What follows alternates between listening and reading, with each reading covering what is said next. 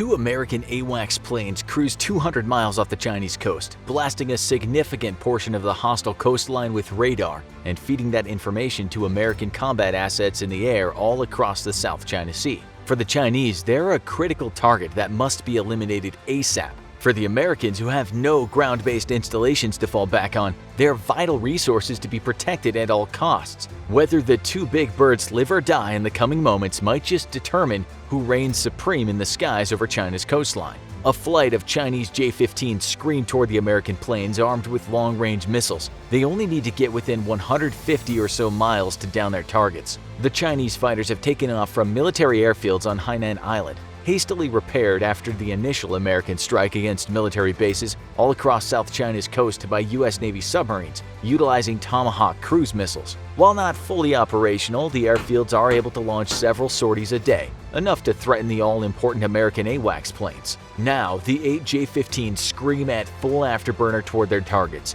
U.S. strikes weren't able to disable all of China's ground-based radar capabilities, and the systems the People's Liberation Air Force still is operational tell the J-15 pilots that the big birds are currently alone. None of the veteran pilots are fooled, though. The AWACS won't be alone for long.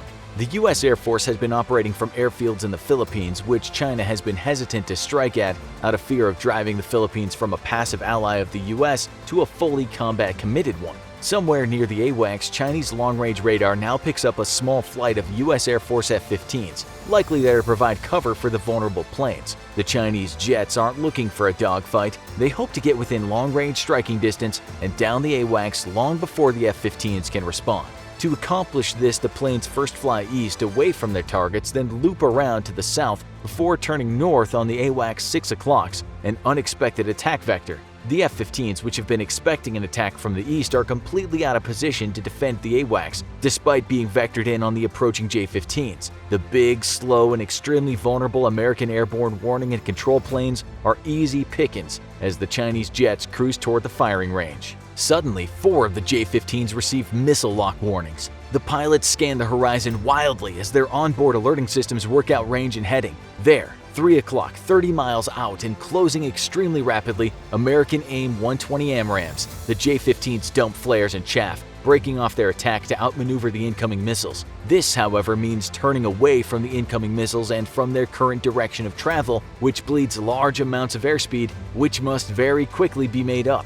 The other Chinese pilots panic briefly. They know of only one plane that could have remained undetected on radar long enough to ambush them: the American F-22. 100 miles away, 4 American F-22 Raptors supercruise at over twice the speed of sound. Had the J-15s been pointed in their direction, their front-facing radar may have briefly detected the presence of the F-22s by the opening of their weapon bays. Even so, the brief contact may not have even been enough to alert the Chinese pilots they were being targeted and under fire.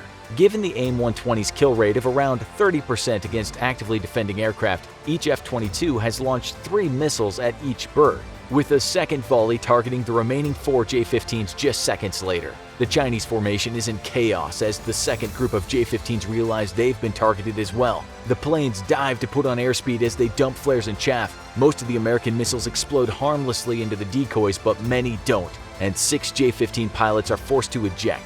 The other 2 break off the attack and decide to cut their losses. The American F-22s have accomplished their mission, but suddenly their powerful long-range radar detect the unmistakable ping of a stealth aircraft opening its weapons bay doors to fire. The F-22's computers immediately recognize the few seconds of the return signal as a Chinese J-20 stealth fighter, and the Raptors, with their 6 medium-range missile capacity per plane, are completely spent on AIM-120s. China has its own answer to the F-22, largely due to its espionage of American military secrets. Head-on, as they're currently approaching the F-22s, the J-20 stealth is less effective than the Americans, but more than good enough to make long-range targeting impossible, if not incredibly difficult. Picking up on the F-22's own firing and thus breach of their stealth capabilities, the J-20s have fired their own long-range missiles in the direction of the last radar contact with the American planes. The missiles cannot hope to lock on to the F-22s at such long range, but once they come within 30 to 20 miles, miles, their onboard radar could pose serious risks to American F-22s.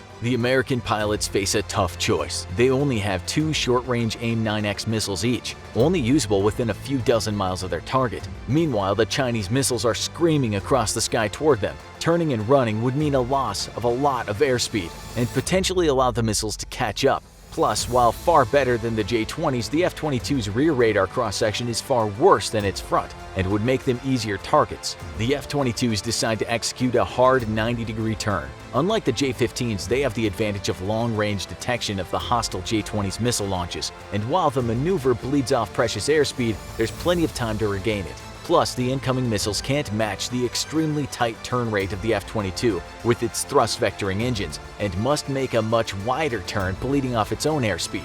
The turn is successful and the Chinese missiles tumble harmlessly out of the sky, their airspeed completely exhausted. However, the turn has also presented the F-22's 3 and 9 o'clock to the incoming J-20s, and these are the least stealthy angles of the large American fighter. With plenty of radar reflective surfaces exposed to the long-range radar of the J-20s, there's little the radar-absorbent features of the aircraft's skin can do to prevent a good lock by the Chinese. As the J-20s move in for the kill on the helpless F-22s, the Chinese pilots stare incredulously at a loud, squawking missile lock warning. More American AIM-120s are coming, tearing through the air at 2,500 miles an hour.